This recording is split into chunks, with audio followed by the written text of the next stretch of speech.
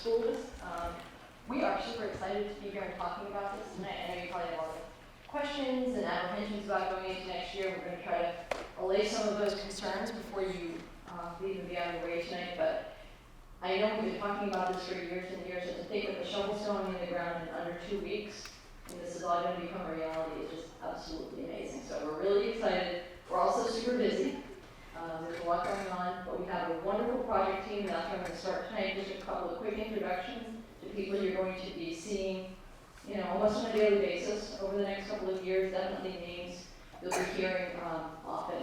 So just to start off, if I can have our school building committee members and school committee members stand up and do a quick introduction. Oh, good. Annie Kim, building committee and school committee. Essex. Sorry. Sorry. Eric Burke, school committee, Manchester. Shannon Nervin, school committee chair, Manchester. And John Wilson, school principal. So these are the folks that have kind of spearheaded the project and gotten us to where we are today in terms of getting the community to accept that we needed the project and get it start funding. The next step in the phase, the next step in going forward with the building process after we got permission was to get our project team together. So for those of you who've been to a community meeting before know that the entire project is on the district's back to get completed, but we have an expert team working for us because we shouldn't ever be responsible for the building. So we have a team made up of 3 component parts: an owner's project manager, so they work on our behalf to manage the project, make sure it's on time, cost effective, and in the interest of the district and the taxpayers. So can we have our OPMs stand up and introduce themselves? Hi, I'm Christina Shefferman, project manager with Dory Whittier. So they oversee our design team, which is JCJ Architecture. They they took our ideas, our inputs, our wants and needs, meaning our community wants and needs, and put it into an actual building design, so the JCJ rep.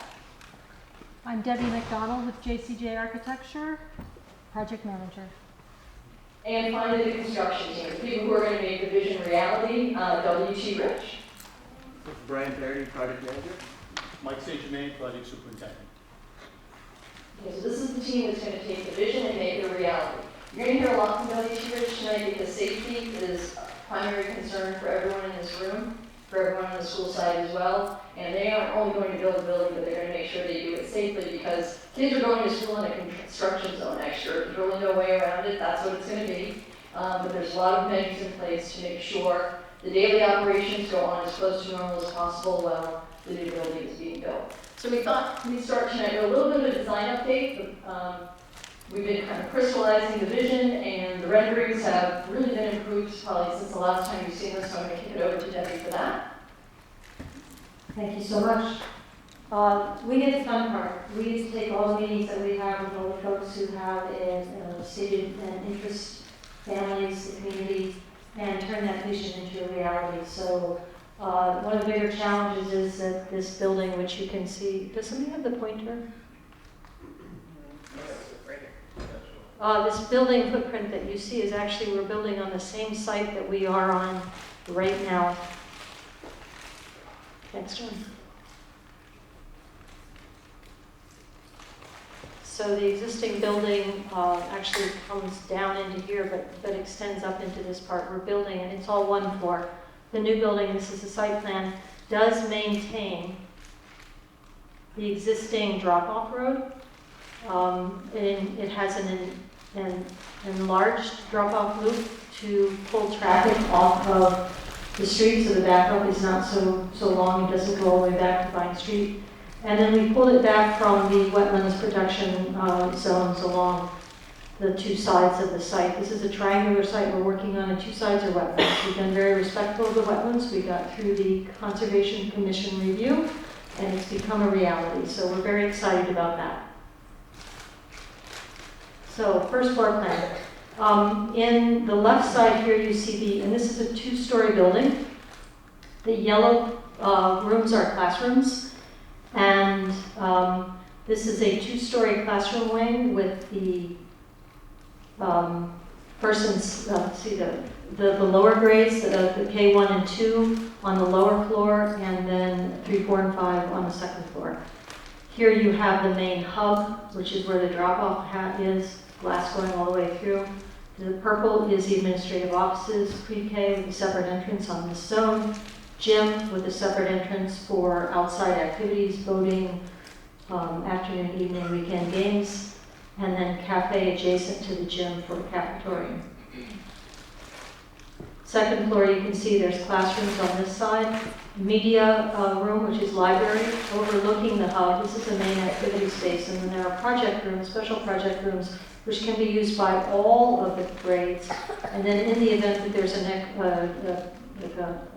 extra students that come through, sometimes this happens, then that can be utilized for an additional classroom, but typically it will be used for special projects for all grades. So this is an aerial view of the proposed building. You can see the existing. This has been photoshopped on top of the Google map, so all of this is very real. The existing tennis courts, parking, coming through on Lincoln Street here. This is the existing Brook Street field. And so this is the two-story classroom building. You're coming in here, looking right through this 2.5-story hub with the additional drop-off loop. This is a view from that parking area looking towards the hub.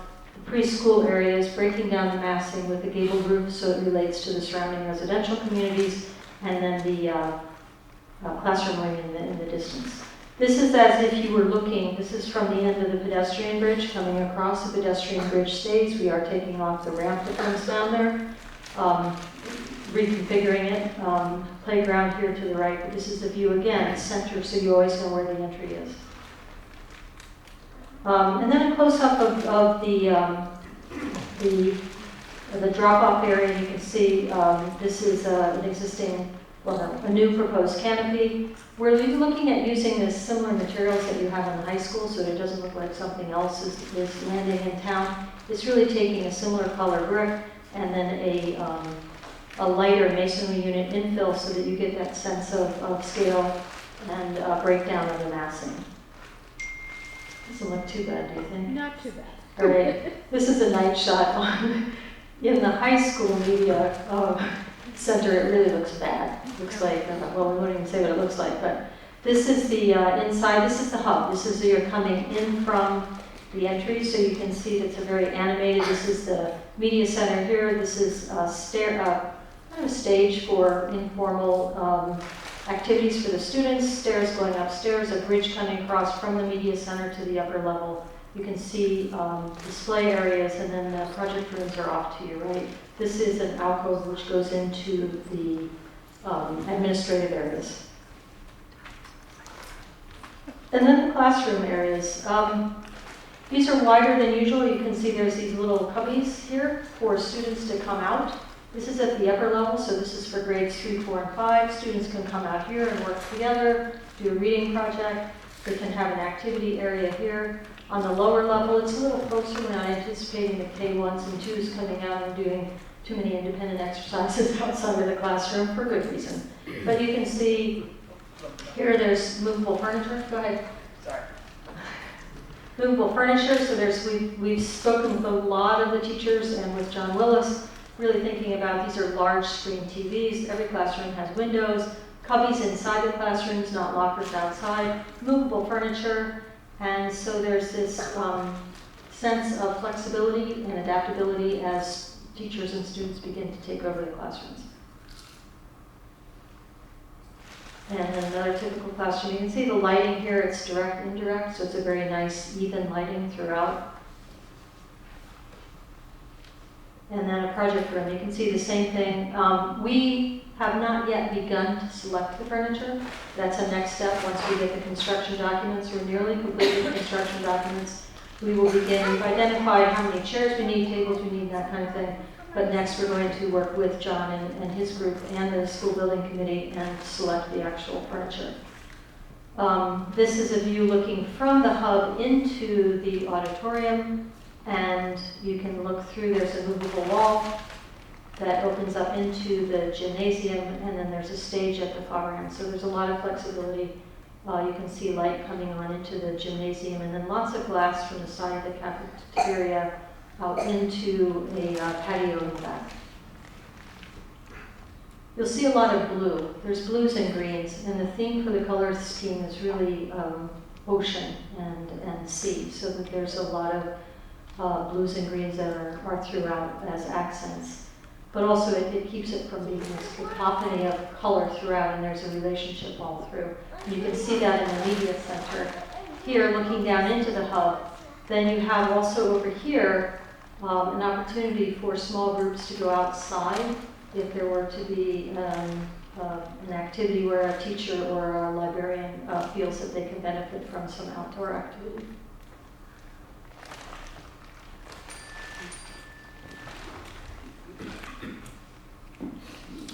All right.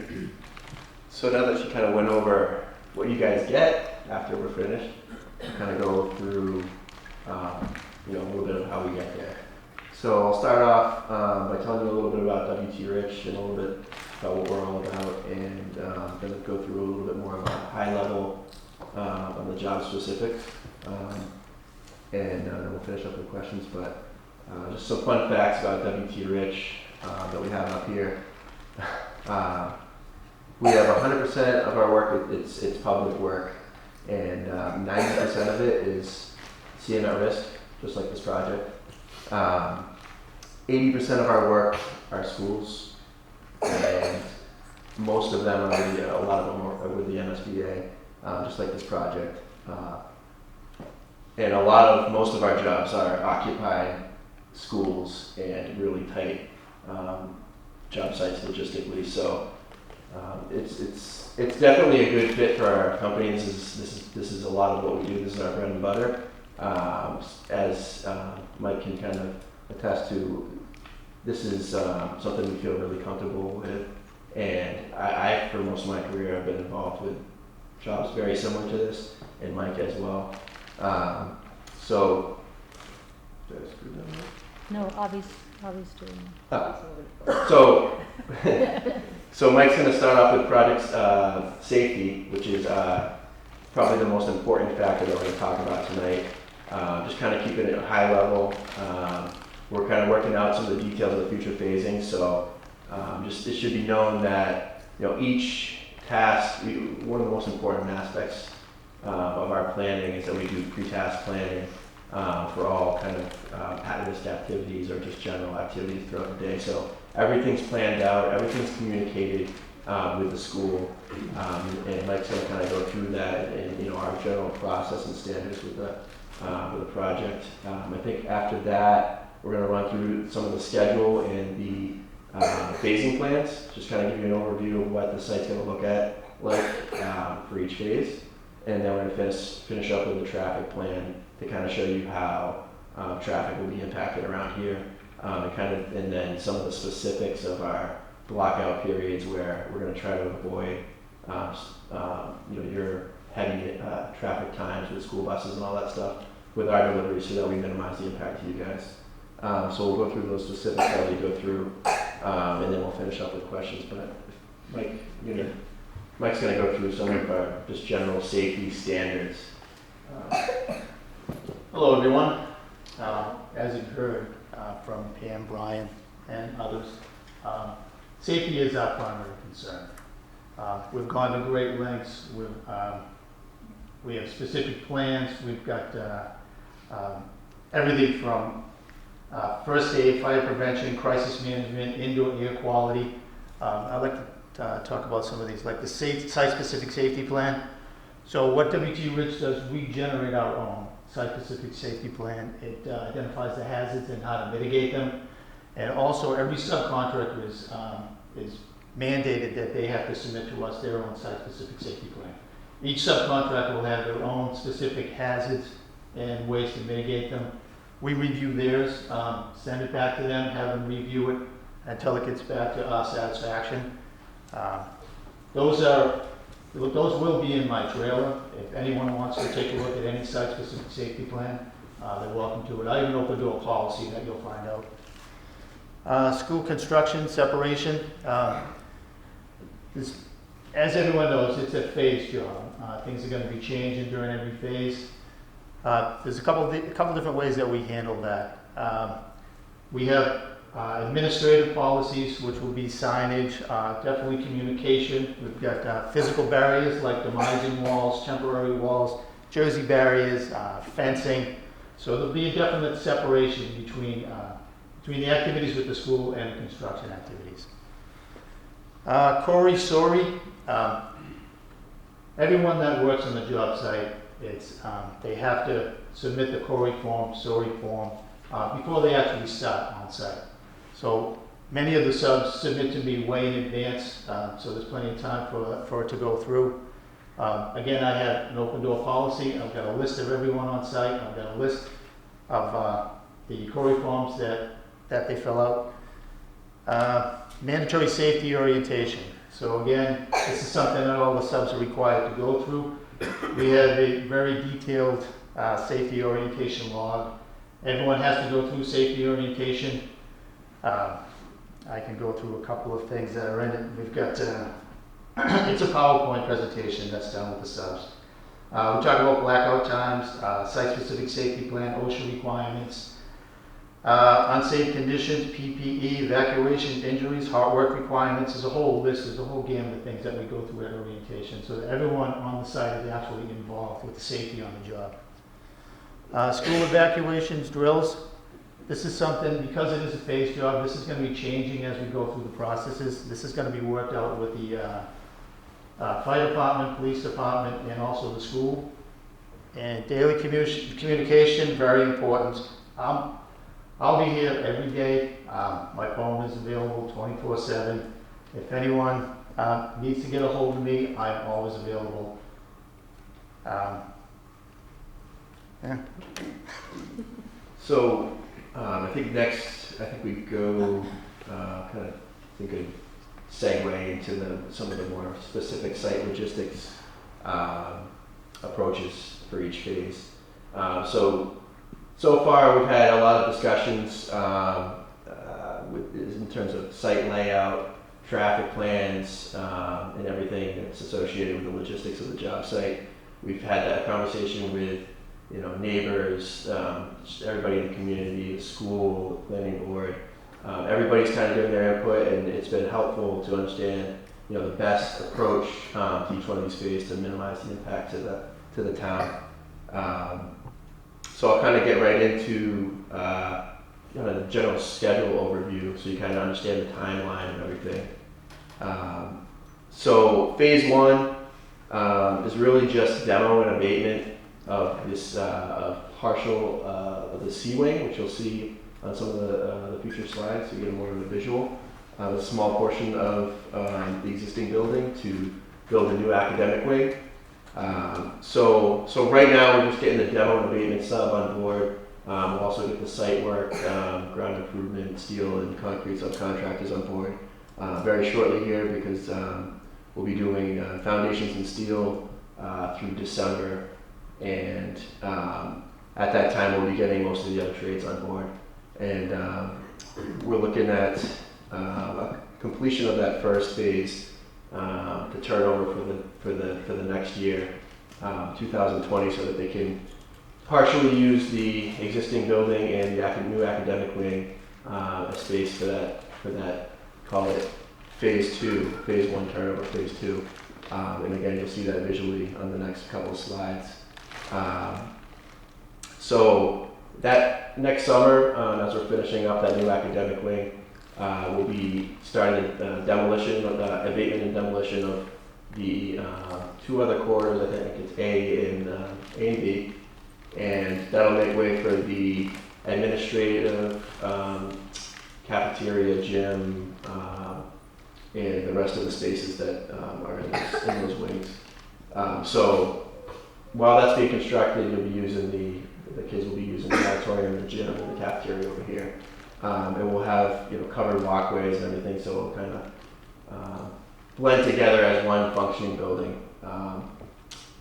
So that building will be constructed from 2020 into the summer of 2021, and we'll turn that over after that summer for September or end of August 2021. At that time, we'll demo this portion of the building and build all the site finishes and finish off all the drainage and install the playgrounds and basketball courts and really wrap up the job site and clean it up and be substantially complete November 2021. So this is our first setup. It's hard to see the fencing layout. It's that yellow highlighted area that we'll be taking over right off the bat for a very short period of time just to get the demo and abatement underway. It kind of minimizes the impact to the rest of the job site for the short period of time. As you can see, this is the main construction gate here. Subcontractor parking will be at Coach Field during the day. I can kind of go over the specifics of like the parking situation at the end, but just kind of give you a layout. So this will be our main entrance here. It'll be all fenced in. This will be a storage area over by the tennis court. We'll enter the job site, and we're kind of at this phase. We're just really taking over enough space to get this part of the building down. So the next slide shows you a little bit more. This is June 2029, a little bit enlarged. So as you can see here, we're building this summer a temporary playground area that'll be paved with relocated basketball hoops. So they'll have a nice fenced-in area to play for recess and other activities. This tennis court will remain open as well. So this is just kind of showing a little bit more up close what the job site will look like. We'll be shutting down this area here. There won't be any access from this side to the field, but we will maintain access on the other side for everybody for all hours after construction. So this is the construction phase of phase one. So the building's going up. We kind of extend our fence down here. And our new construction route for trucking is kind of through the job site and exiting out this way towards Summer Street, kind of in a loop. So we'll take a look at the traffic plan afterwards so you can kind of see how that's affected overall. So that first phase, we're going out we have the whole job site because nobody will be occupying the building. So we'll be just kind of going through and using this, which will be an emergency gate long term for us. But for the duration, this is the main road. We'll be going from the Brook Street side to Summer Street. Phase 2 demolition. So we'll open up the fencing a little bit more. This is during the summer of 2020, as I mentioned, and we'll be taking down these two wings here. And after that's down, we'll reconfigure our fence so that we'll open up the new academic wing for school 2020. And then so that, as I mentioned before, the existing building, so you got we're right about here. This is the auditorium, gym, and cafeteria. You'll be entering through that area, going through the building, and we'll have a walkway and proper egress set up for everybody. So we'll have an access control plan and everything worked out so that you can use the space for its needs, and then also we'll have the full academic wing up and ready for that school year. So this is kind of showing the progress of the building going up. This is completion of phase 2. At this point, we're really just working on now starting our site finishes, and we'll start down here and work our way through the priority sidewalk so we can get that ready so that's all prepared for you guys when they come back in the fall 2021. And we'll work counterclockwise up towards this area, which is your future drop-off loop, basketball court, playgrounds, and we'll kind of work our way out. At that point, we remove a lot of the fencing and really isolate ourselves to this area so that we can, let you enjoy this space while we're just finishing up on this side. And then this is your finished job site.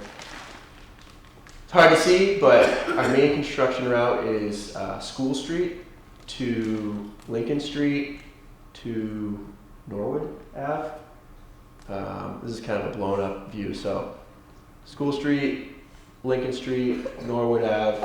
Definitely had a lot of feedback from everybody in the town on that, and I've definitely seen with the police, fire department, planning. Everybody really thought that was the safest and most accessible route to take. And so we'll be going through our job site and exiting back out Summer Street. If you look at just some of the more of the specifics on this next slide, and then you'll kind of get through.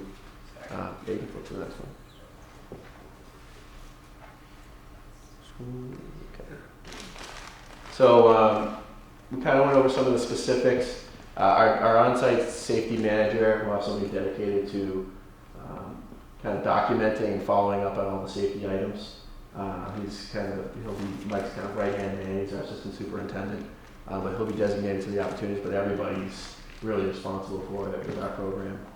Everybody's involved in doing inspections and following up with subcontractors. So I won't go through too many of the specifics that Mike already covered. One thing I do want to point out on this slide is the material delivery timeline. We have blockout periods in the morning and at the end of the day to avoid the congestion that's caused by, the bus routes and people getting to and from work. So we feel that will really mitigate a lot of those issues. No deliveries will be allowed to the job site past 2 o'clock. That just saves a lot of hassle.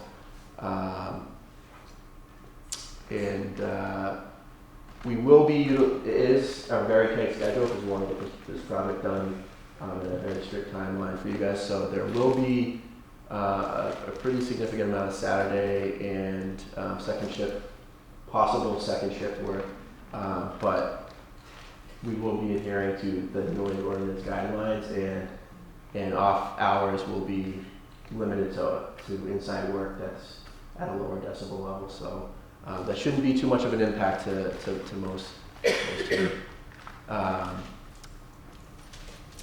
So part of our workspace isolation is the dust-proof barriers and just kind of controlling our environment while we work. And Mike went through a lot of that, so I won't get too much into it. I think That's a hand up to Mr. Willis. this is a handout to Mr. Willis. All right. I think Brian was just gonna carry on with it. If we have any questions, obviously. He's going to be teaching too. I was going to let you keep rolling. That's good. All right, so good evening, everyone. I'm John Wilson with Principal Memorial School. I just wanted to mention a couple of housekeeping items. I know people are trying to take pictures with their phones because we're so used to this, but this will all be posted on the website. Christina's going to take notes from the questions and do an FAQ, and we'll also record them here, so that'll be available to any of your friends who couldn't make it tonight. I know there's a lot of baseball games, I heard. So thanks for coming out. So obviously you've heard multiple times already that student safety is the primary focus of the construction workers, but it's obviously my primary focus, and in my role as kind of your advocate for your kids to make sure that if you really think about it, we're building a gigantic building on an island, and we're going to be here when it happens. So at the last PTO meeting, somebody was talking about the relationship between this project and remodeling your kitchen. So if anybody's been through that, or even just your laundry room, and not have a washer or dryer, that sort of thing, it's going to be that magnified by a lot. So anyway, I think we have a strong plan to make sure that the kids' experience during the day is as uninterrupted as possible. I went through this also from the parent standpoint in Georgetown. They built a brand new elementary school there that my daughter attends right now. The nice part about that project was they had forests behind that they could clear and build a school while the school was inhabited, and then they just moved over in one phase. And there was still a lot of disruption, a lot of distractions. Life was not the way it always was, day in, day out. So things like drop-off and recess and that sort of thing. I definitely feel a lot more confident with our plan for those things than I think than the plan for the school in Georgetown. So I think that will be helpful. But I'm kind of preparing myself for, in a typical day, I probably have 6 to 8 curveballs thrown my way, and it's probably going to be 6 to 8 curveballs an hour. I'm pretty good at hitting curveballs, so we'll do our best to hit those curveballs, and then keep all of you informed through communication. So if it's something that's time sensitive, we'll send an email blast out. And if it's more general information, I started a couple of weeks ago just with building project updates in the newsletter, so that if there's any new information that's not time sensitive that people need to know, that would be a good place to go. And then a question came up about, so if we have questions about things regarding the building project, who do we call?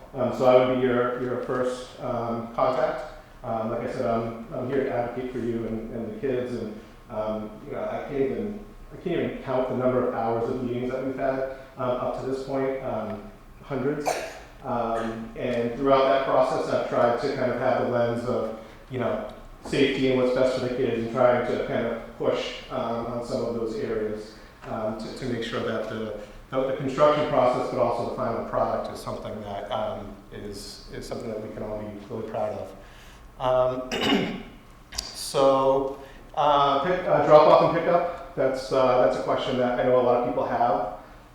It's going to be a lot different, and it's going to be a bit of a challenge. So right now, obviously we have the drop off and pickup preferred in front. We have staff. We have a pretty well-oiled machine for the number of cars that come through at drop off and pickup to get kids in and out efficiently and safely. And then we also have, there are a lot of families that live in the village area that arrive and depart out the back. And that's going to be one of our biggest challenges, is we will not have access to Brook Street. So literally the back door will have a fence right there. We won't be able to go out that way, and students won't be able to arrive that way. So what we'll need to do instead is send students over the bridge across the crosswalk here, and then they'll go down Vine Street to those homes if they live back there, and then arrival will happen the same way.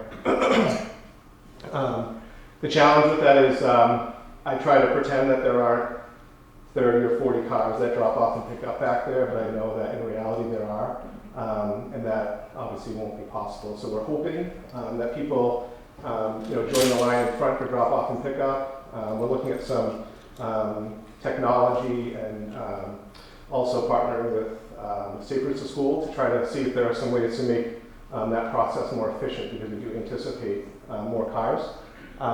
But I guess a big piece there is that we'll have to plan for extra time in the morning and in the afternoon. And it'll kind of be, it'll be a little bit slower, I think, but we'll do the best that we can there. So the bus access remains the same. We encourage everyone to ride the bus. That would really help. I know one of the buses is, actually Avi might know, pretty empty, right? One of them. In the morning anyway, there's like, I don't know, eight or 9 students that come off one of the buses, so there's plenty of room. Carpooling would be great as well. It's just going to be tricky having like literally half of our world shut down. But then in August we'll have some more detail. I'll send out the mailer in August when we send out the placement letters, and we'll have some updated information about some suggested pedestrian routes and that sort of thing. We did a walking tour, so Walk Boston arranged a walking tour. It was really partially for the school, but partially for the town as well. So we walked down Vine into the center of town, up School Street and back. And it was more kind of identifying areas that are unsafe. And I guess the good thing is we found quite a few places where the hedges were overgrown and that sort of thing. Vine Street's a little tricky, the sidewalk's really tight. So the Manchester Bike and Pedestrian Committee, Aileen's here tonight, she and her group were going to maybe take a look at Vine Street and see if there are some things that we can do to make that a little bit better for walking. So recess, so what we know now is that we will have outdoor play space. So just kind of in comparison, when my kids were going through this process, The only place that they had to play was actually the drop-off loop. So they put sawhorses across to block cars, and they put some portable basketball hoops out there, and it was a dust pit. Kids came home dirty every day. A lot of kids were breaking elbows because they'd go to catch a ball and trip over the granite curb. It just was not a good scene, but it was all they had because of the scope of the work. So I think we're pretty fortunate here. We have a K2 playground. We will have half of that asphalt, the play structure, and all of the grass up to where the K-pop tree is. So that will be one play space that we have outside. And then we'll also have, as was mentioned before, the little courtyard between the library and the 5th grade where the greenhouse is. So that's going to be reconfigured for a place where we can plow for the winter time and have kids be able to go outside for recess. We also obviously have the tennis courts up front. We have the high school turf across the street. So we have some options, and I think it's going to be kind of a situation where we kind of see how it goes with the 2 spaces we have here, and then it could depend on the day, the weather. In the spring, right now, we could certainly have the kids go and play on the tennis courts. In the middle of the winter or earlier in the spring when it's muddy and that sort of thing, we probably wouldn't be able to. But the good news is we do have a number of options. A disappointing thing for me is that we won't have access to the turf. We have this big, beautiful place that isn't muddy and drains and snow melts quicker and that sort of thing. But so that'll be something that at least for the first year we certainly won't have. But I think we'll be okay. And then we'll have more details in August about exactly how all of that works. I've been talking with the PTO. We're scheduling a meeting to get together and talk about how can we make those spaces, how can we maximize those spaces for recess so that the kids can have fun things to do. So the big picture takeaway, Pam said to me a couple of days ago at the groundbreaking ceremony, what are you going to say?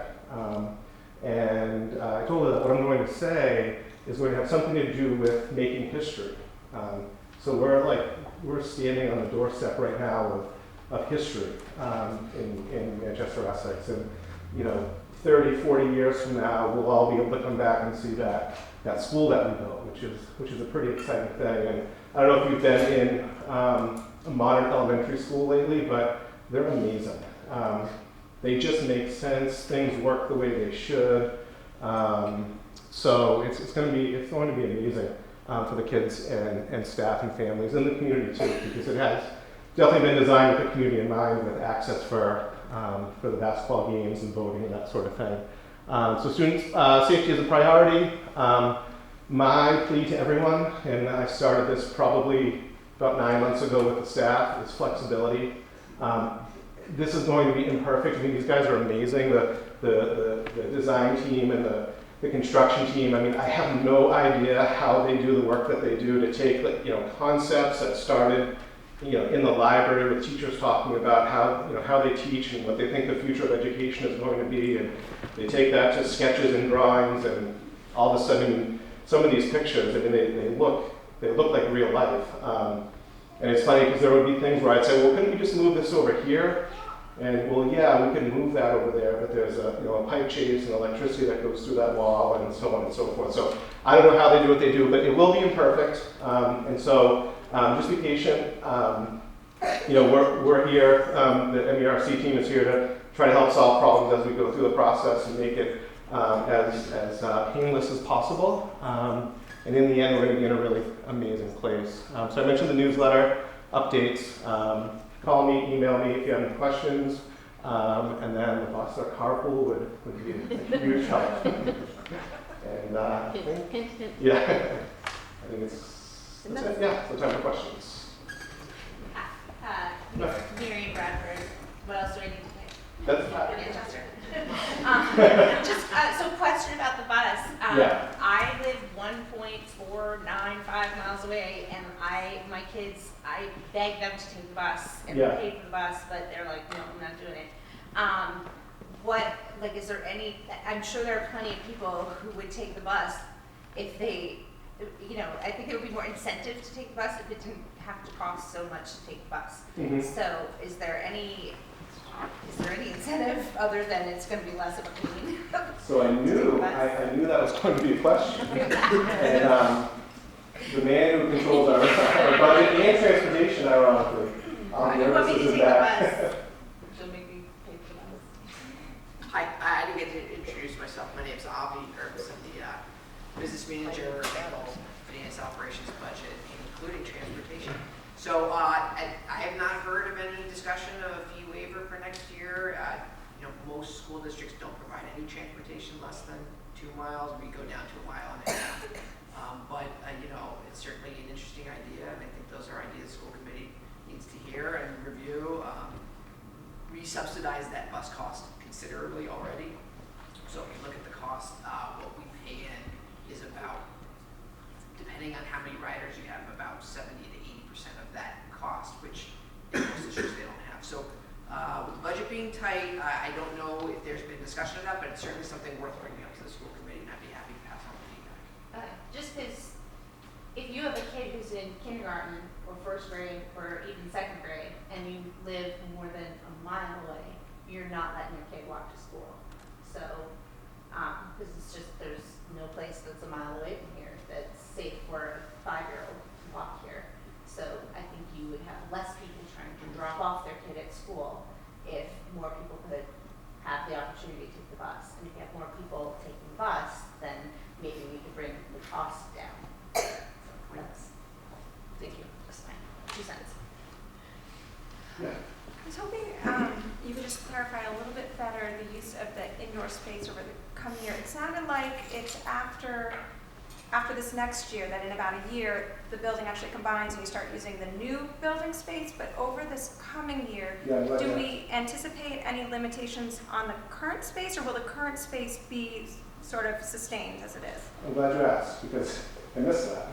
I forgot that part. Okay, so as mentioned before, the first step is to demolish C-Wing. So C-Wing is 3rd, 4th, there's a couple of special ed classes down there, and there's also a foreign language classroom down there.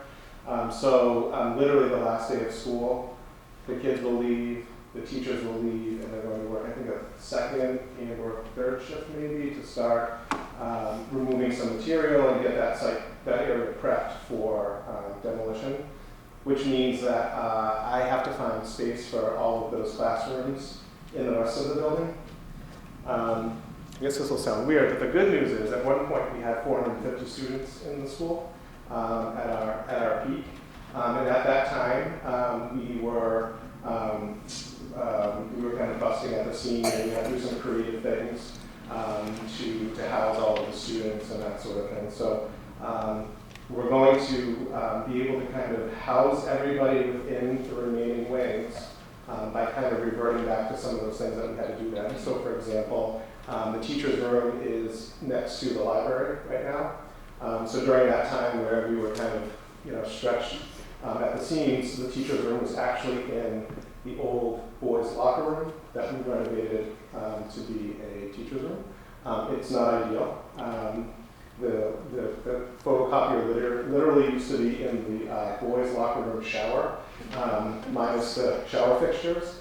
But in any event, so we'll have to do some things like that. So the staff room will go in there. That will open that room for one of the classrooms that's known. I think that'll actually be one of the special education rooms. We're going to have music class in here, so that'll open a classroom there. Actually, what we're going to do is take out, probably from here up, take out the seats, put down carpeting, bring in easel, whiteboard easel on wheels, that sort of thing, and have the music classes in here. We talked about having music classes on the stage. I got a little nervous. 1, with kids falling off. 2, with the curtains. The curtain system is really, really old, probably from 1950. And so there's a huge weight mechanism that holds the curtain up. So if the curtain caught on fire, it burns a rope. The rope drops the weight. It's kind of like a mousetrap. And then the whole curtain contraption would fall. So there's just things up there that I was a little nervous about actually having that be a classroom space, so I think it'll work better this way. We also are sharing some staff with Essex, so there are a couple of days that our librarian and our technology teacher will be in Essex or actually at the middle high school as well. So that'll open up those rooms for, you have to kind of schedule creatively, but that'll open those rooms for like band lessons and that sort of thing. But every classroom has a classroom, right? Yep, every classroom has a classroom. It's just kind of, moving pieces around. I would say that the most challenging aspect will be music class. The rest, everybody has a regular classroom. Foreign language used to travel to the classrooms, so foreign language will travel to the classrooms. Art will also travel to the classrooms.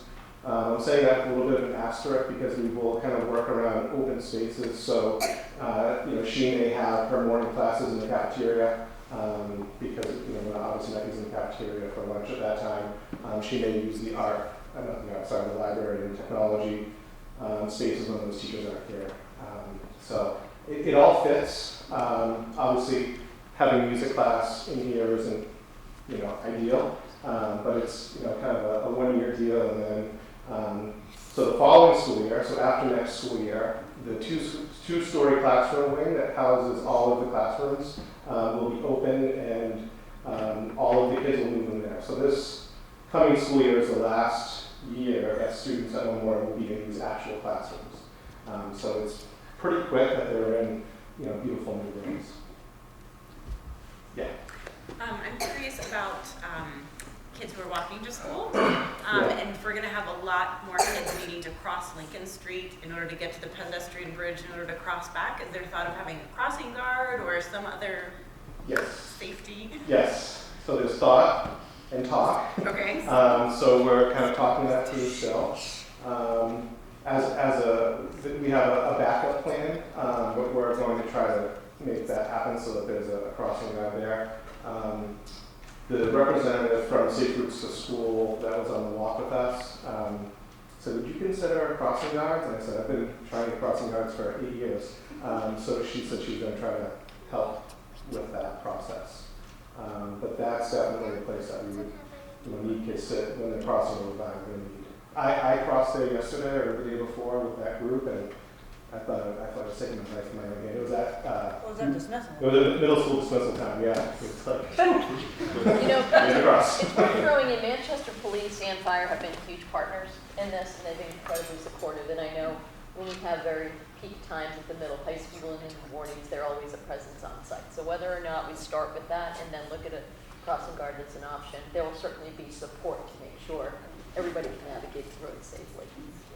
Yes, and just to talk to that point, the Bike and Ped Committee has been working really hard with Safe Routes to School and with the town and the administration to create walking and biking groups of parents together and wanting to organize that from different points. So that's something we'll be doing. So you can look forward to seeing that in the newsletter. And then also we're going to have walking and biking safety skills training. So that'll hopefully be happening the first week of the school year. thanks. Yeah, I think you've probably raised this at other meetings, so I'm sorry if I'm bringing us back, but it was the first I'd heard that Brook Street wasn't going to be available next year.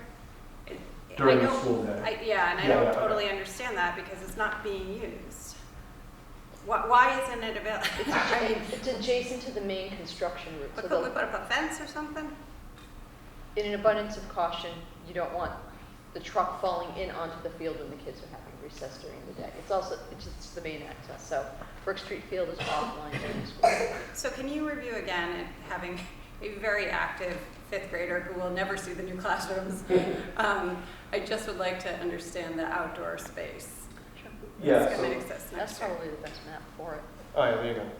So the orange space that's highlighted there, that'll be the new playground space. So that will be blacktop with the basketball hoops. So kind of similar to where the basketball hoops are now. Where is that? What are we looking That's where the greenhouse is. Okay, and the greenhouse area with blacktop. Yeah, so that's going to, yep, exactly. So between 4th and 5th grade wing and library. And then we also have thank you. This area here, so we'll have half of that blacktop and all of that grass down to the Friendship Garden. So those are two places we'll have, the tennis courts, and then potentially over at the middle high school turf. We just kind of have to play it by ear. The middle high school has told us that we're welcome to come over.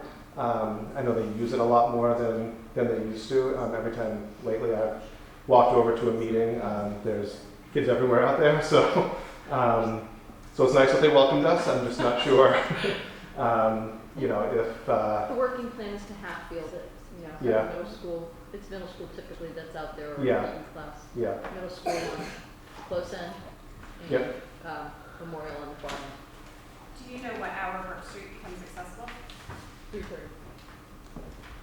I also wanted to say for safety, John, and you may have touched on this already, but for safety, the idea is that the kids in the drop-off are all coming in from the front or from Lincoln Street. And the construction and all of that is coming in from the back or from Brook Street. So there is a line, and it moves back and forth depending on what's being built. But there is the safety zone where all of the kids and all of the public are coming in from the east and from Lincoln, and the construction is coming in from the opposite side, so that there isn't any problem with having people have to cross. And so that's been a very, very clear delineation that we've tried to maintain just for that safety factor, so kids who wander don't get off course. Yeah, Mary. Hi, can you tell us where the construction cars are going at 3:30? You said they're doing second and third shifts, so where do the cars go? Yeah, the second, third shift that I mentioned was on that last day of school. Okay. I'm not sure, and I know there was mention before about maybe some second Yeah, shift. so I think our main option will be the school right across the high school, and obviously some of the school parking off hours. But yeah, so there will be a transition of parking.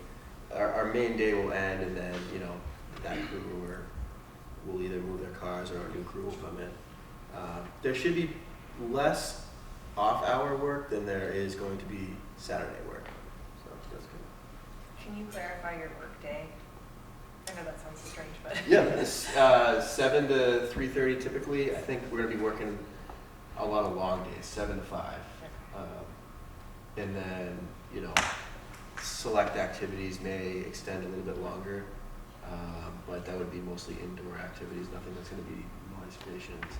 Definitely the bulk of the construction vehicles will be gone at that time. So Is it a 7 a.m. start on Saturdays too? I think it's 8 a.m. Yeah. So this is a suggestion and then I have a question. Sure. There's a lot of rumors going around. I haven't been hearing things from my child, but some of my friends with younger children are under the impression that this is gone. The auditorium's gone, the cafeteria is gone, and the kids are going to be in their classroom for the entire day. Oh, that's here. No, this is a thing. I've gotten so many texts about this. Oh, okay. And when you say C Wing, I texted a friend of mine who doesn't work here anymore, and I was like, "Where's C Wing?" Yeah. And she said, "I don't know." And so I think for a lot of parents, we're like, "Where is the C Wing?" Yeah. So if you could maybe come up with a construction for dummies plan that says we're going to tear down the 3rd and 4th grade wing. Yeah. This will remain. Your kids will have access to this. Your kids will have access to this. They won't have access to that. I think it would be something that would be helpful for people to break it down. Yeah. Good idea. Maybe you take this diagram and put some bullet points around it. Because Yeah, that shows you, this- you're living in this the will main go, part of the building. This will. Sometimes. That's a great idea. Sometimes you just get a situation with a little broken telephone, because I know one of the things that came up with the new plan is how MSBA doesn't typically have in elementary schools at all standalone auditoriums. So somebody might have thought, oh, there's no auditoriums and therefore there never will be one, when in fact the truth is what we have is a stage adjacent to the gym, adjacent to the cafeteria. So somehow that might have been broken down, and so, but yes, we will have at all times that option for kids. And then my question is, for kids who get services, are we all set with there's the spaces for them? I know you're talking about having, these classrooms gone, or are we still gonna have like the sale room? Yeah, And the OT and everything? So, the sale room will be in a regular classroom. The two Earl classrooms are just moving to different wings. So one will be next to the library. The other one will be in what is now Mr. McDonough's room, as of this hour. But yes, they will have regular classrooms similar to what they have now. So like the walkaway bullet point for everybody and what we'll put on kind of future communications is all academic and special ed services will have traditional classroom settings, bottom line. Just a question to add on to Yep. that, like what is the noise that, my son receives a lot of services, so what is the noise level gonna be for the construction and the demolition for those students that are kind of taken out of the classroom that need that one-on-one? Now, how is that gonna be affected by the construction? I can't speak to John's plan, but what I saw is the classrooms are strategically situated at the outset, and I don't know what you have for noise mitigation. I have no sense of what that's going to be. So I would say that the demolition, a lot of bringing the site up to grade, which is like using a vibratory roller, which is kind of disturbing. That's all during the summer in both phases. Not saying that there's not going to be a lot of site work and equipment going around. So that's one thing. We do have vibration monitoring, so that's another thing. There's a bunch of different ways we try to isolate the work, or try to isolate your building from our work. But yeah, so and we'll obviously get some feedback too. It's kind of like a working relationship. We're going to do our best to come up with the best plan that we can now, and then once we get in here and get familiar with the school's operations, we're always going to improve. So. How close is the special education rooms for next year going to be to ceiling? Yes. Or phase one? So the special education rooms are kind of all throughout the building as they are now. So it's kind of hard to answer. I would say that's a great question to take offline. Maybe give John a call, give the liaison a call. My work, yeah, I can come see him anytime. Yeah. And probably kind of take a look at it at that, because definitely if you have kids who have any specialized needs, you're going to want to deal with that one-on-one with your liaison and the principal, because nothing WT Rich is going to do is probably going to get to that level of specificity to help you navigate the day. But we can show you exactly what room each program is going to be in and that sort of thing. I think a benefit to our plan here, when I was a teacher, I taught 5th grade in Easton, and my last year had a big window that overlooked the playground, and on the other side of the playground was the middle school. And they put an addition, some of you already heard this story, so I apologize, but they put an addition on the middle school that came, I don't know, it was probably about 10 feet from my window. So one day I was teaching math class, and there goes the wrecking ball. And I just said, let's just watch, because I'm not going to compete with a wrecking ball. So I think the benefit of this project is they have planned most of the demo to be during the summer when the kids aren't here, which will help with having less of that disruption. All the demo. All of them, yeah. So being a back of butter. Yes. How's that summer program or schedule going to work? We're literally on the back side of C-Wing.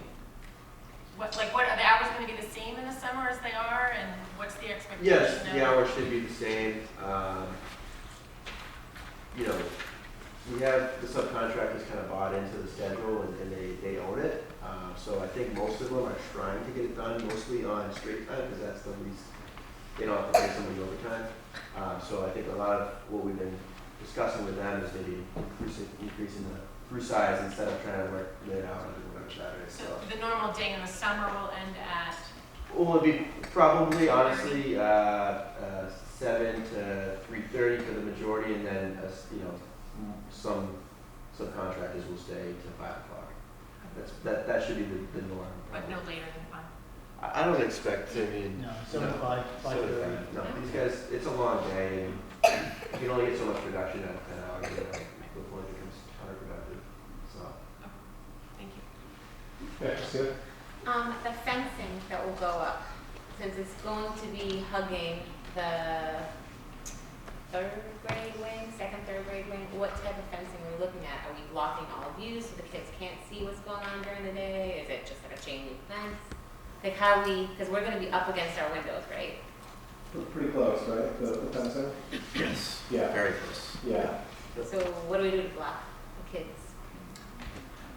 Are they just gonna be watching you guys? No, what we've done in the past is 8-foot high fence with scrim, which is a material that blocks the view. Okay. So we'll block. Right. Okay. Yeah. I just had a quick question about, we're back walkers, but I was gonna reroute us on Summer Street. Okay. Is there a way to approach, I know you said the construction exit was onto Summer Street. I don't even know what that little mini street is.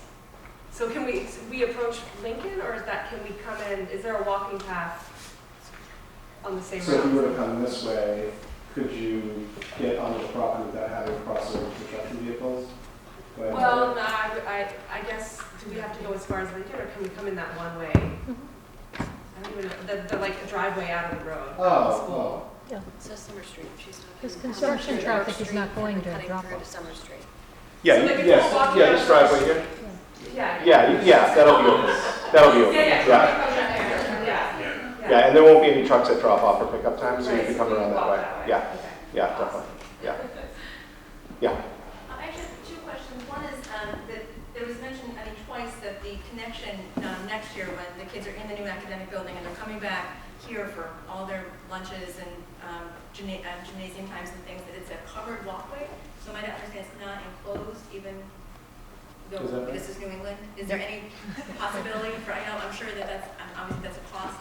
Is there any consideration or availability to reconsider enclosing that? They were going to do, if my memory serves, to enclose it means it's a different coating and permanent structure.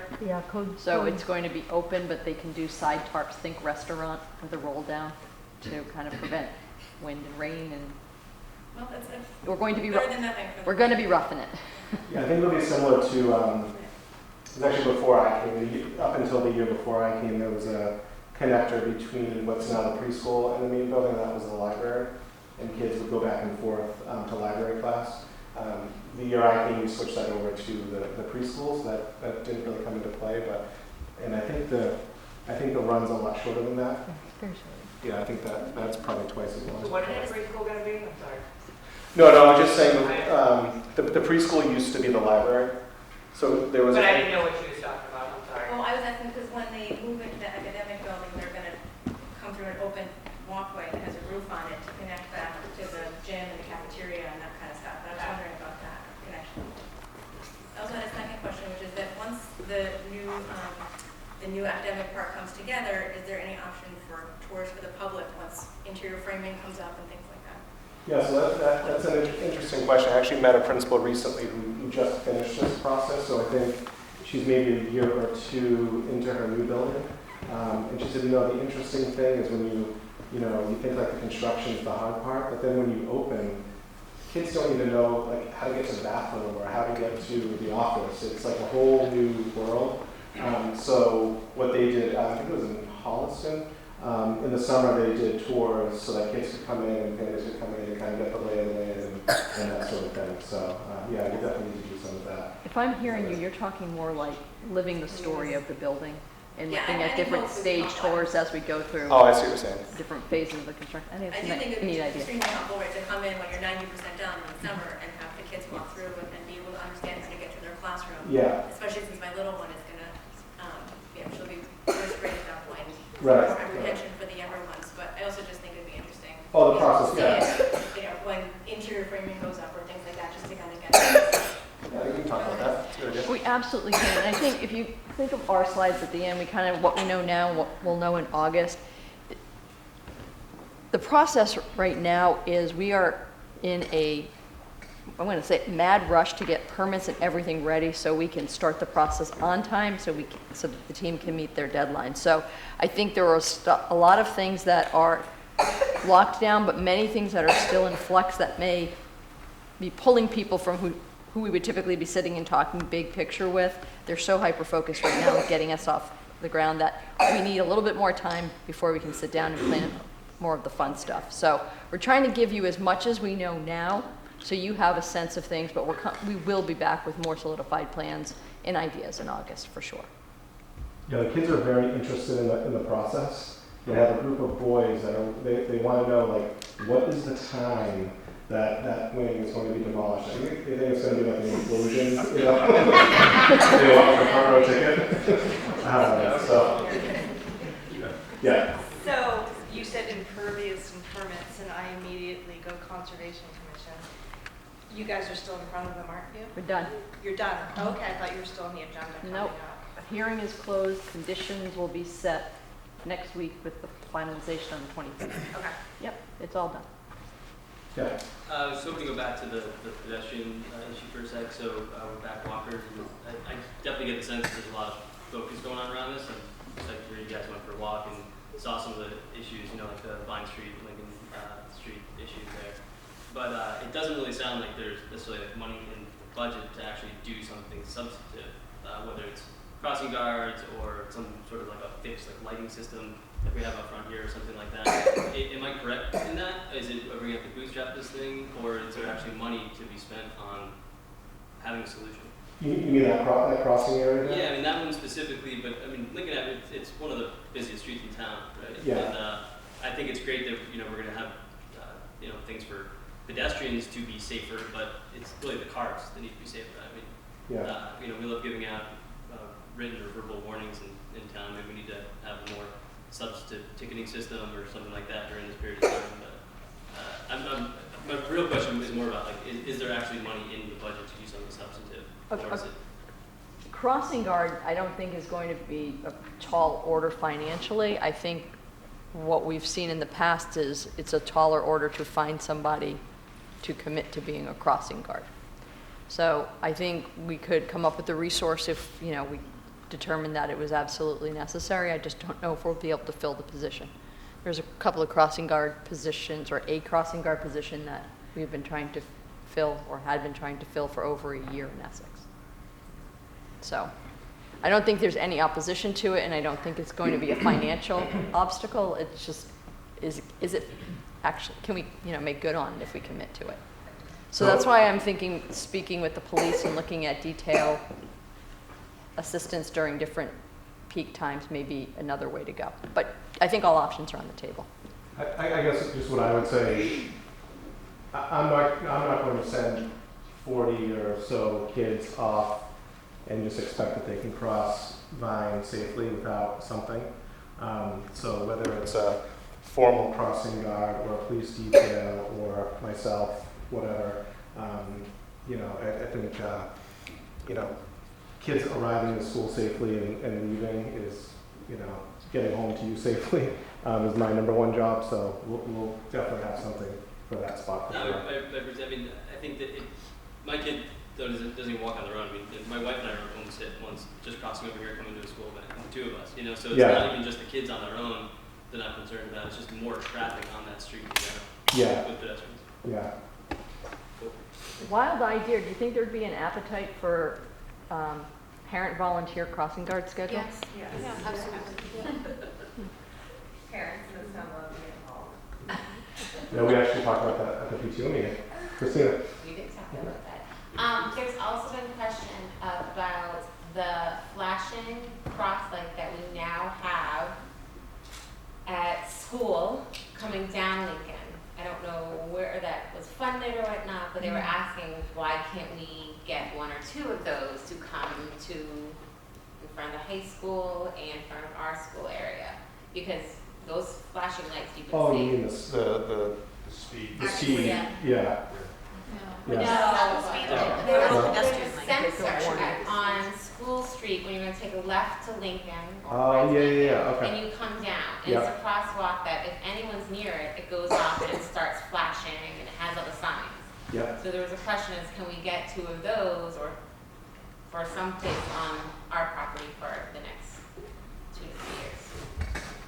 I do know that the DPW has been continuing to look at all sorts of safety measures even before the construction project, and so it's just an area that's definitely on their radar. I'm sure we'll be working with them too during the project to see things that are kind of on the road away from the school are typically things that they're going to work on, but I'm sure we'll continue the conversations with them to see Good idea. What's feasible. Yeah. When you were talking, I had this really brilliant idea that, you know when you come off of the Pine Street exit, there's usually that thing that's like hydrant flushing, and it tells you the dates. You were talking about important news or things that might change on a dime. If we had one of those that was dedicated to the school project, that would inform everybody, not just those of us in the school who get these emails, but the whole town. That's a good idea. I think the town has some. The town has them, but they park out for 128. Yeah, that's what she means, yeah. Good idea. Yeah. I know some communities like Danvers use a lot of retirees for crossing guards, so you might also tap that community. Yeah. Yeah, I know in some communities they have a tax program where they... Like a tax credit for it. Yeah, tax credit, thank you. Yeah, so we can look into that for sure. Yeah. Sorry, That's okay. Came to me today by some local people. There are memorial benches and trees. Yes. What's going to happen to those? Because we'll have some families that might be upset. So there, obviously this is Memorial School, and pretty much everything has a plaque on it, including this auditorium, the nurse's office, the preschool. There's a bench outside the preschool. There's 3 in the back. So we have so obviously all the benches and those sorts of things, the reading garden in front, all of those things will be kind of removed and stored and then worked into the final landscaping eventually. The one tricky piece is there is a tree that was planted in memory of a student, and the tree is huge. It was small, and now, I don't even know, 15 plus years later, it's huge. So we've been in contact with that family, trying to come up with a plan. I think the tricky part about that tree is, if we or they've talked about transplanting it. We've talked about transplanting it. It may not survive because it's so big. But all of the benches and plaques and all of those things are all inventoried. Excuse me. And I kind of envision when you walk into the hub of the new building, maybe like a tessellation of all the different memorial plaques. So those will have a home, and then the benches will have a home. Some of them are in better and worse condition, because some of them are a bit older, but yeah, that was a little scavenger hunt that we went on to find all of the memorials throughout the building. Yeah. Yes? This is more a question for the contractor, but a lot of kids return to the Brook Street turf after school hours, either just for recreation or for sports, often by bike or by foot on their own. And so you mentioned that you get off of work at 3:30 and the parking lot will be clearing at 3:30, but maybe some people will be staying. I'm just trying to think of how that overlaps with kids who might be trying to navigate it on their own. Right, yeah, so I would say the majority of the vehicles in the back parking lot should be cleared out by then. By 3:30, or you stop work at 3:30? I mean, I'm thinking there's probably a Between 3 and 3:30. Okay. Yeah, I mean, We stop and work and pull out. people want to get out of work as quickly as possible. I mean, that's just the way it is. And also but, on Saturdays, though, will you also be in that lot? Saturdays, I think we want to use the school parking because that's more open. We want to avoid that as much as possible, rather than 7 to 3:30 during the week. That we're taking that, but we're trying to avoid using that altogether off hours and during the summer. Actually, I'm sorry, we're using that. Summer, you're going to use regular lots. There's other spots. Yeah. It's really school day parking during the school day parking. Yeah. I'm going to put a plug out, and some of us will agree and some of us will disagree on it. I think we should all work together to keep the kids off Brook Street Field during the major part of this construction. My biggest concern is that we have habit now of entering and exiting through the back. It's going to be an active construction zone. They're going to do their best every day to ensure safety. But kids who are trying to figure out a way to get back there because there's fun stuff going on, we're just going to add risk that we don't need to have. So in an abundance of caution, it's been my game plan to try to minimize any action or any enticement for particularly the younger kids to gravitate back there. Because once somebody starts, there's going to be another and more, and we're going to lose a little bit of control of the situation. On Saturdays, on low work periods, I think accessibility will be there. But right now we have it teed up that they're going to finish between 3 and 3:30. Sports teams are going to go over at 3:30. They're going to be asked to walk and not drive. And then Parks and Rec will take over at 5 o'clock. So you're parents, you'll use your own judgment, but I think right now, the more we can collectively say that's not the safest place to play right now, I think is in everybody's best interest. Yeah. Just two quick questions, one following on that. So, because I think there's youth soccer on Saturdays, probably starting, so I just wanted to make sure that that was clear. That's all clear, and we've been talking with Cheryl throughout the process. And I think, you know, organized and supervised activities, I don't have as much concern, but, you know, young kids, there's a lot of enticement in that tennis court area with all of the, it's going to be all locked down, but that's the enticement. What's behind there? You know, what are those tools? What's that tractor? What's that big piece of equipment? Something to climb on? You know, we can't avoid it. We need to go through that process to get to the big, beautiful building, but, you know, that's going to be my worry throughout. But, you know, this is, it's what was a play zone is now a construction zone, and how do those things live together safely over the next few years? And then just a quick question about the quarries. It was mentioned that quarries were submitted by construction time. I just want to make sure quarries were cleared by construction. Yeah, so I mean, part of the orientation is we have a running checklist of who's approved through the school. So if they're not approved, then they're not allowed. And then they're going to be tagged that they have that. Yeah, they also have they have a badge or a sticker on their hard hat, so that's obvious that they're approved. Yeah, they'll have two stickers, one that they've gone through the orientation process, and then one that they've done the COVID background check. Other questions? All right, so we're going to take the presentation tonight and put it up online. It's an old building with an old projector which don't do those renderings justice, because you can really see a lot more detail if you look at it on your up-to-date HD screen at home.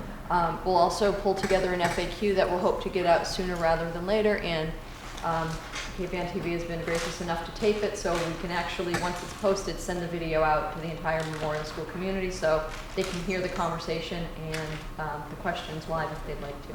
So, and we're here. You know where to find us. It's a small community. Call, email, stop us on the street. We're happy to answer questions. Flexibility. I think that's the key going forward. All right, thanks everyone. Have a great day. Thank you.